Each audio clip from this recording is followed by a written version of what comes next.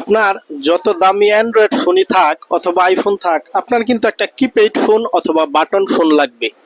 Normally কথা বলার জন্য বাটন ফোনের চেয়ে বেস্ট অপশন মনে হয় ভাই আর নাই। উনি নোকিয়ার কোম্পানির লোক আমাদের এখানে আসছে, সেই সুবাদে নোকিয়া একটা অ্যান্ড্রয়েড ফোন বাদ দিয়ে একটা বাটন ফোন নিয়ে আসছে, নোকিয়া 110 পাওয়ার।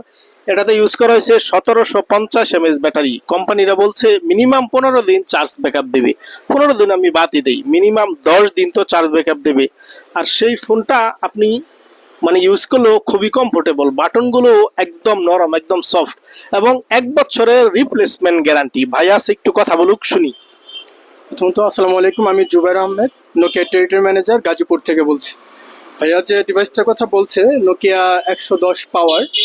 প্রথমত মানুষজন ফোন বাটন ফোন মূলত কিসের জন্য ব্যবহার করে? সুন্দর স্মুথভাবে যেন কথা বলতে পারে, এটা একটা। দ্বিতীয় নম্বর হচ্ছে ব্যাটারি ব্যাকআপ। তো আমাদের যে ডিভাইসটা আমি আপনাকে দেখাচ্ছি সেটাতে আপনি ব্যাটারি ব্যাকআপ ভালো পাবেন, কারণ হচ্ছে এটা লিথিয়াম পলিমার ব্যাটারি ইউজ করা আছে।